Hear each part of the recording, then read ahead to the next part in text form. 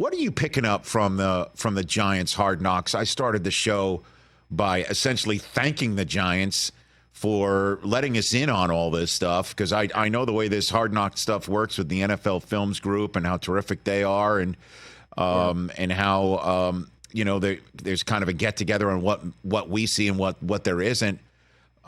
There just appears to be a ton of nuggets from the first couple of episodes. What have you picked up on, Albert? I know the Giants were nervous. A couple of weeks ago, I talked to a few people there. I did a story. Joe Shane was involved in that story on whether or not we're reaching an all-access tipping point, with NFL content. And this doesn't just relate to this. It relates to obviously the Roku channel draft series, which you guys are really familiar with. Oh, yeah? And, I think it's like more, it's just, there's a level of sensitivity with off-season content that I think has made teams uncomfortable with this. And I think it's going to require a little bit more work because they've gotten to such a comfort zone with the training camp stuff and even the in-season stuff. And it was interesting because, Joe had brought up this point to me that I thought was fascinating, which was he was there in Miami. I think it was 2012 when they did Hard Knocks during training camp. And he said, like, for better or worse, like we knew every week that like whatever was out there was out there. And so, I think it's Tuesday nights, right, that they air. Every Tuesday night we could turn on the TV and what had happened that week was in there, was done. And it was pretty much self-contained because it just involved us. It didn't involve players who weren't on our team or other teams. It just involved us. So it was while the cameras are some places you might not be comfortable with, it was pretty self-contained. This is completely different, and this is while the idea of putting cameras everywhere and miking everything has been done by NFL Films for a long, long time. This is totally different, because in these cases, to give a real view into what's happening, you have to involve other teams, right? Like the trade talks, like our free agents, where are they going? What other teams are involved with this free agent? All of that different stuff is involved. And, I think the Saquon example is a good example too, where there's this player that you've had a really great relationship with and you've been through a lot with, and now you're, legitimately witnessing a breakup. Like, all due respect to guys who are cut at the end of camp, that's generally not what that is. At the end of camp, it's tough to cut guys, of course. It's a really hard part of any of these guys' jobs. But that's a guy like you might have only had around for 3 or 4 months, right? Like with Saquon, it's a guy they've had a relationship with since 2018 in the organization, So I think it's trickier to navigate. Obviously, the league wants to create more and more of this content. It's going to where the audience is, right? And a lot of younger people consume content this way. So the league wants to meet the audience where the audience is.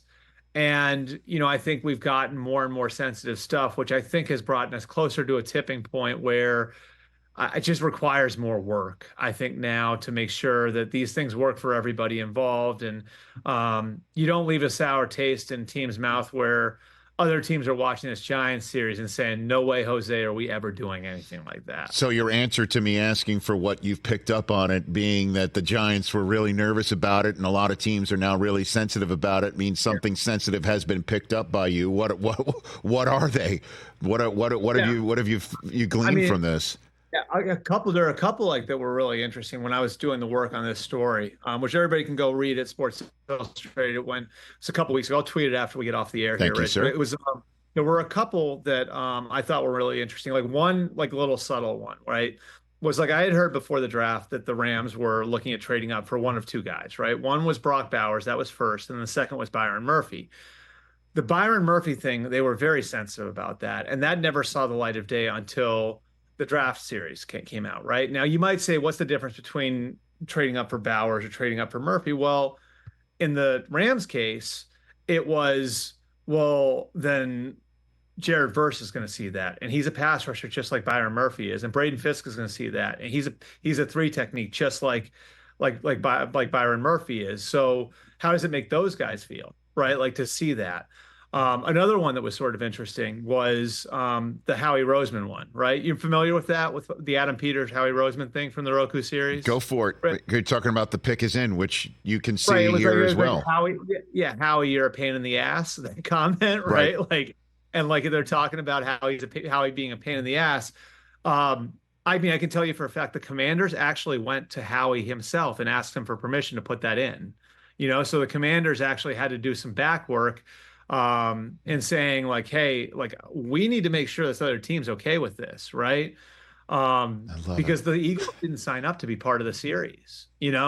So that kind of created some stuff where they went to, I know Adam Peters went to went to Howie Roseman, and went to Bob Lang, who's the PR guy there in Philadelphia, who Peters had been with in San Francisco, to make sure that it was okay that they put that in. That's what I'm talking about. Like, So I think this is what's now like, confirming, Howie Roseman confirming that he is in fact a pain in the ass, is what you're saying. yeah, You- or at least okay with being called one. Is that all right? Well, I don't think he is. I mean, by the way, he's working in the But right that- but- town but- for but saying, that's please actually a let everybody know compliment. I'm a pain in the ass. I That's mean, a compliment, though, isn't yes, it? Like I for think GM, so. like Yes. I'm being a pain.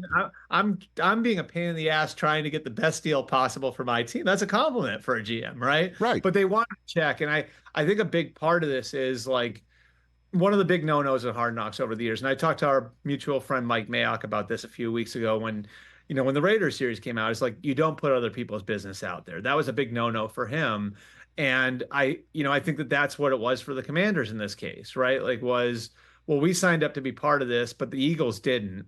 And as part of this, now the Eagles business might be getting put out there, so we better go check with them, even though they're a division rival and everything else. Like professional courtesy, make sure like they're okay with this, or we're going to put our foot down on it, right? And so like that's an example of how that's more complicated. Like that stuff might be happening in training camp, like trade talks and stuff like that, but we haven't really seen a whole lot of it. You know what I mean? Like a lot of that stuff hasn't really seen the light of day in the Hard Knocks series, but it's so central to the off season, right? Like if you're going to do an off season series on the draft, on free agency, on whatever it is, like that has to be included. You can't have a legitimate series without it. So that's what I mean when I say that makes it more complicated, because you're putting out the business of people, you're putting out other people's business when those other people didn't sign up to be part of it in the first place the way that you did. Yeah, I hear you. And, again, I remember that Raiders Hard Knocks series because you could say that the episode after the helmet affair and the foot affair and the Canada, remember it was Canada. all of that with Antonio Brown was Yeah. truly the most anticipated episode of Hard Knocks, and hardly anything was in it. And I think, Mayock kind of, along with the rest of the Raiders, are like, screw it. We're not putting out that business. Too bad. And that really did damage to the series, which, again, is not the Raiders or Mayock's concern. And I think this is what you're touching on right here, Albert. Now, think about this, though, Rich. Rich, I hate to cut you off. Go ahead. Remember what they were coming off of, though? You remember the Hard Knocks the year before? Which Remember was, what it was? what was that again? Cleveland. Right. Where we saw everything. Right? Like, so we like did. Yeah, I know. And that's the whole point of it. Now that if we're including the offseason, at what point does content get in the way of teams doing their business and being honest with one another in meeting rooms where honesty is crucial, and honest with other teams, calling one general manager pain in the ass, or conducting their business with another team like, hey, why would I trade with a team if this is going to be recorded and thrown out there?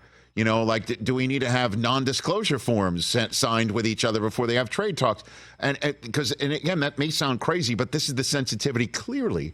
If the Rams are sitting here thinking we may now have a problem with the kid that we drafted if he's seen that the first choice we had was somebody else, even though that's the way that business is done. So I don't know what the answer to it is, but all I know is I am fascinated by these conversations that I'm seeing in these rooms with Joe Schoen and the rest of his staff. Fascinated by listening in on the conversations of Joe Schoen with Saquon Barkley's agent and Saquon. Fascinated when John Mara walks in the office of Joe Schoen to have a conversation about where's Saquon going. I'm even fascinated by the conversations, the chit-chat that Brian Daboll's having with these prospects. I mean, putting these guys on the board. We saw Drake May on the board. We saw Jaden Daniels on the board. This is This is awesome. Like I Drake love May it. was the guy they were trying to trade up for. So we saw why, right? Like, you know what I mean? Like you see why they were looking to move up, and they were talking to New England about going up to 3, right? Like it's because Drake May blew them away. It's a fascinating conversation, Rich, and I can actually speak to this because I work a lot on stories like that, like Mm-hmm. that dig into how Aaron Rodgers wound up in New York, how Caleb Williams became a Bear, and I fight for those details, right? Like that's a big part of what I do, and like through the relationships I've been able to build over, so many years covering the league, like I've kind of come to a point where I've been able to negotiate some of that stuff, and I can tell you it's not easy. I would say the biggest thing, if the NFL asks me, I would say you have to treat these teams like partners. And that's what, Mike Mayock invoked the name of Steve Sable. Um, Steve Sable had so much respect within the ranks of team people, coaches, scouts, players, everybody, that they knew Steve Sable was going to take care of them. And so that allowed a lot of these projects to sing because it was like, yeah, we know at the end of the day there's going to be a good project and we know Steve Sable is going to take care of us. I don't know that there's that singular person now that the league employs at Films that has that relationship with every single team. And I think that that is such an important thing. So I think it's like, it's an ability to work with people as partners, right? And it's like, we're not sitting here nervous the night before the show.